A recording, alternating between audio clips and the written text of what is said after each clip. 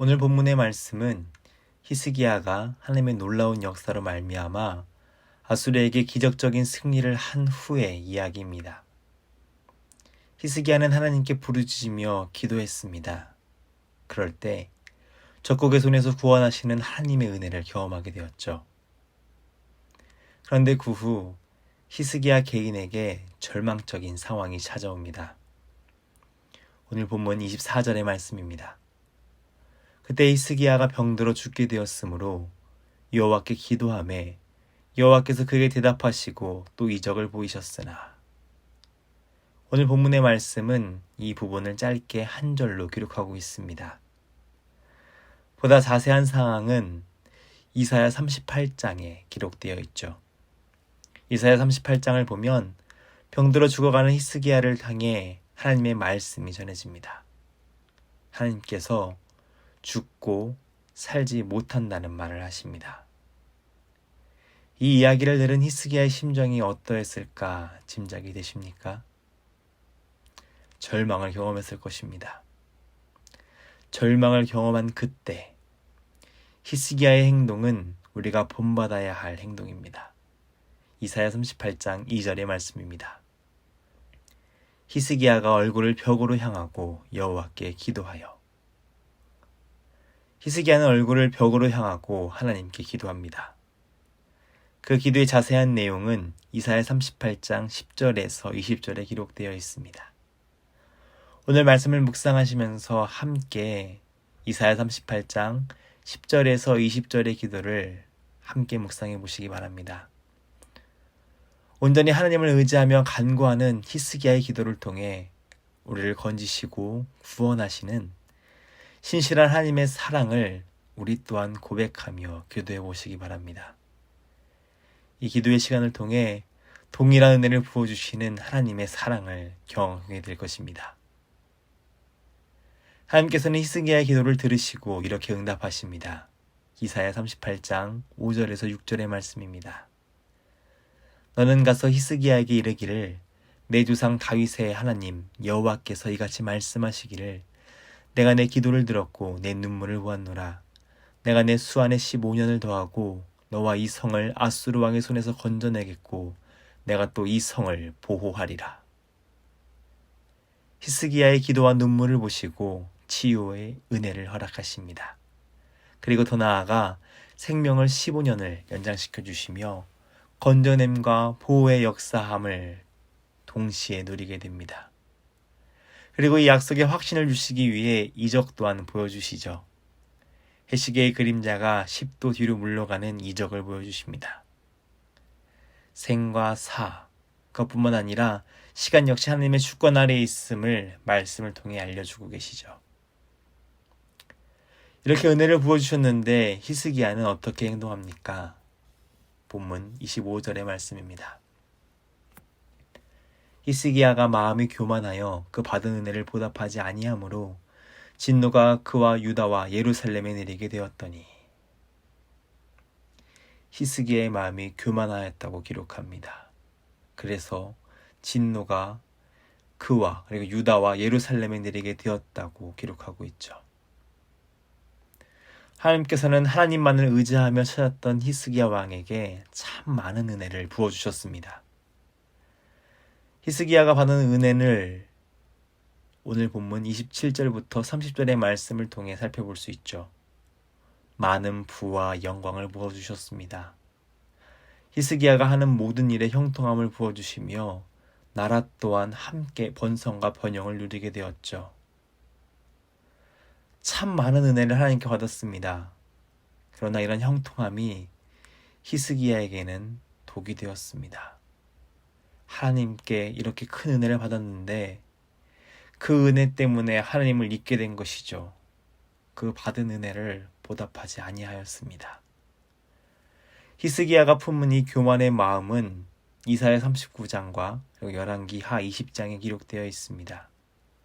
오늘 말씀은 31절의 말씀으로 간단하게 그 상황을 이야기해주고 있죠. 그러나 바벨론 방백들이 히스기야에게 사신을 보내어 그 땅에 나타난 이적을 물을 때에 하나님이 히스기야를 떠나시고 그의 심중에 있는 것을 다 알고자 하사 시험하셨더라. 하나님께서 히스기야의 심중에 있는 것을 알고자 시험하시기 위해 바벨론 반백들을 사용하십니다. 그때 히스기야는 하나님께서 베푸신 이적들을 증거하기보다 자신의 부를 자랑하느라 여념이 없었죠. 하나님께서는 그 마음을 교만하다라고 칭하십니다. 우리가 진정으로 싸울 적은 무엇일까요? 아수르와 같은 적대적인 세상일까요? 아닙니다. 우리 안에 있는 교만입니다. 그래서 솔로몬은 이렇게 우리에게 하나님의 지혜를 전합니다. 잠언 4장 23절의 말씀입니다. 모든 지킬 만한 것 중에 더욱 내 마음을 지키라. 생명의 근원이 이에서 남이니라. 우리의 마음도 히스기야와 별반 다르지 않을 것입니다. 하나님께서 우리에게 참 많은 은혜를 부어주셨죠. 넘치도록 부어주시는 하나님 아버지의 사랑이 우리를 충만케 합니다. 그런데 때로는 그 은혜에 취해 하나님을 잊고는 하죠. 본말 전도의 상황입니다. 교만은 그렇게 우리 안에서 하나님을 잊게 합니다. 성경 교만에 대해서 분명하게 경고하죠. 패망과 멸망으로 나아가는 길이라고 말입니다. 돌이켜야 합니다. 하나님과 멀어지는 그 길에서 떠나야 합니다. 계속 교만의 길을 걸어가면 그 끝은 결국 죽음입니다. 다행히 히스기야는 돌이킵니다. 오늘 본문 26절의 말씀입니다. 히스기야가 마음의 교만함을 뉘우치고 예루살렘 주민들도 그와 같이 하였으므로 여호와의 진노가 히스기야의 생전에는 그들에게 내리지 아니하니라. 히스기야는 마음의 교만함을 뉘우칩니다. 스스로 겸비하죠. 하나님 앞에 자신을 겸손히 낮추며 회개합니다. 죄가 죄됨을 알았을 때 화를 내는 사람이 있습니다. 교만한 마음이 죄를 인정하지 않는 것이죠. 화를 내므로 그 죄를 덮으려고 합니다. 우시야 왕이 그러했죠. 화를 냈습니다. 그리고 하나님의 심판을 당합니다. 그런데 히스기야는 화를 내기보다 자신을 낮춥니다. 죄가 죄됨을 인정하며 그리고 하나님의 긍휼을 간구합니다. 히스기야뿐 아니라 예루살렘 주민들도 하나님 앞에 겸비하였죠. 겸손하게 하나님 앞에 나아갑니다. 하나님께서는 히스기야와 이스라엘 백성의 뉘우침을 보시고 긍휼을 베푸십니다. 진노의 때를 미루시죠. 하나님께로 돌이키는 것에 우리는 망설여서는 안 됩니다. 괜한 자존심을 세울 때가 아니죠. 하나님 앞에 겸손히 나아가야 합니다. 하나님께서는 우리가 다시 생명의 길로 나아가는 믿음의 결단을 내리시기를 원하십니다. 오늘 말씀은 이렇게 하나님을 의지하며 겸비하였던 히스기야에 대해서 이렇게 평가를 내리고 있습니다. 오늘 본문 32절의 말씀입니다. 히스기야의 남은 행적과 그의 모든 선한 일은 아모스의 아들 선지자 이사야의 묵시 책과 유다와 이스라엘 열왕기에 기록되니라. 다른 왕들이 받았던 평가와 다른 부분이 등장합니다. 선한 일이라는 표현이죠. 이것은 히스기야가 그의 삶으로 보여주었던 하나님에 대한 사랑의 표현입니다. 성경은 하나님을 사랑하고 하나님을 의지하였던 자들을 향해 선을 행하였다고 평가합니다. 하나님께서 말하시는 선은 하나님과의 관계에 대한 것이죠.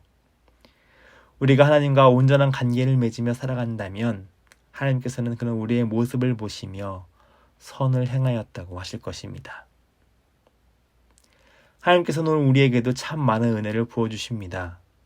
우리의 기도를 외면치 않으시며 응답하여 주시죠. 돌이킴의 은혜를 허락하시며 다시 우리를 회복시키십니다. 받은 그 은혜를 제대로 자랑하시기 바랍니다. 우리가 한 것이 아닌 하나님께서 하심을 자랑하며 하나님께 영광을 돌리는 삶을 사시기 바랍니다.